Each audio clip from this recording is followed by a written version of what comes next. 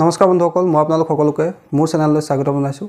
বন্ধুসকল, মোৰ নাম গোবিন্দ ৰাজ কৰ্মজন, বাস্তু এক্সপাৰ্ট নমেলজিষ্ট।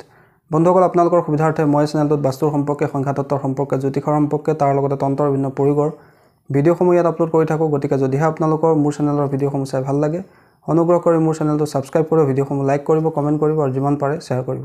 বন্ধুসকল, আজি মই আপোনালোকৰ লগত আমাৰ ঘৰত আমি কেনেধৰণৰ পৰ্দা লগাব লাগে, আমাৰ ঘৰত পৰ্দা লগোৱাৰ নিয়মৰ সম্পৰ্কে বাস্তুশাস্ত্ৰইনো কি কৈছে সেই বিষয়ে ক'বলৈ আগবাঢ়িছে। বন্ধুসকল, ঘৰৰ পৰ্দাই ঘৰলৈ ধূলি মাকতি অহাত, সূৰ্যৰ হানিকাৰক ৰশ্মি অহাত বাধা দিয়ে। তাৰোপৰি ঘৰৰ পৰ্দাই আমাৰ সৌন্দৰ্য বৰ্ধনো কৰে, তাৰ লগতে আমাৰ প্ৰাইভেচি মেইনটেইন কৰাটো সহায় কৰে।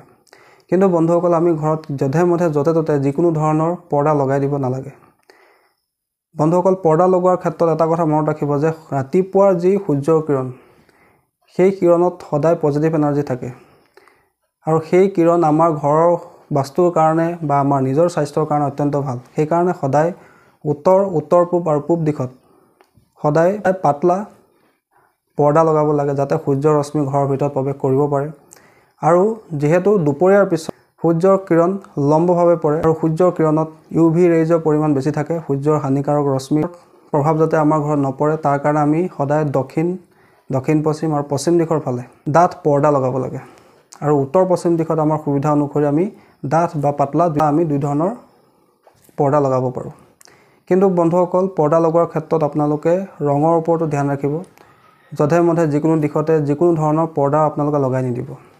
যদি আপোনালোকে উত্তৰ দিশত পৰ্দা লগায়, তেন্তে সদায় লাইট গ্ৰীণ কালাৰ বা লাইট ব্লু কালাৰ বা ক্ৰীম কালাৰ পৰ্দা আপোনালোকে লগাব। উত্তৰ পূব দিশত সদায় আপোনালোকে cream colour, off white colour বা আপোনালোকে লাইট গ্ৰীণ বা লাইট ব্লু কালাৰ পৰ্দা লগাব। পূব দিশত আপোনালোকে light green, light orange, off white, cream ইত্যাদি ৰঙৰ পৰ্দা লগাব। আৰু দক্ষিণ পূব দিশত আপোনালোকে pink colour, orange colour, off white colour, cream colour পৰ্দা লগাব।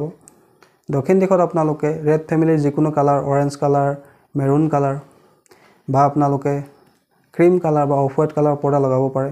দক্ষিণ পশ্চিম দিশত আপোনালোকে পাতলা হালধীয়া, cream colour, off white colour ইত্যাদি কালাৰ পৰ্দা লগাব।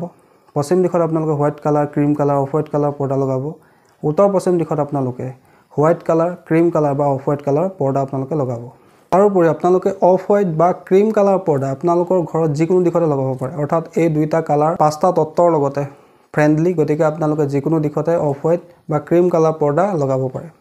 বন্ধুসকল, এনে নহয় যে আপোনালোকে কেৱল ঘৰত এক কালাৰ পৰ্দা লগাব। যদি আপোনালোকে ধৰি লওক উত্তৰ দিশত পৰ্দা লগাব গৈছে, উত্তৰ দিশত মই কৈছোঁৱে যে লাইট ব্লু বা লাইট গ্ৰীণ কালাৰ পৰ্দা তাত ভাল, তাত আপোনালোকে ক্ৰীম কালাৰ বেকগ্ৰাউণ্ডত বা হোৱাইট কালাৰ বেকগ্ৰাউণ্ডত ব্লু বা গ্ৰীণ কালাৰ ডিজাইন থকা পৰ্দাও লগাব পাৰে। এইদৰে আপোনালোকে নিজৰ ঘৰত পৰ্দা লগাব। যধে মধে যিকোনো কালাৰ পৰ্দা নলগাব। এনে কৰিলে কিন্তু আপোনাৰ ঘৰত বাস্তুদোষ উৎপন্ন হ'ব পাৰে। গতিকে আপোনালোকে এইখিনি কথাও ধ্যান ৰাখিব। বন্ধুসকল, আশা কৰিছোঁ আজি আপোনালোকে বাস্তু অনুসৰি আমাৰ ঘৰত পৰ্দা লগোৱা নিয়মৰ সম্পৰ্কে গম পালে। আশা কৰিছোঁ আপোনালোকৰ ভিডিঅ'টো ভাল লাগিলে, আশা কৰিছোঁ আপোনালোকৰ বিষয়টো ভাল লাগিলে। যদি ভাল লাগিলে অনুগ্ৰহ কৰি ভিডিঅ'টো লাইক কৰি দিব, কমেণ্ট কৰিব আৰু মোৰ চেনেলটো ছাবস্ক্ৰাইব কৰিব। ধন্যবাদ।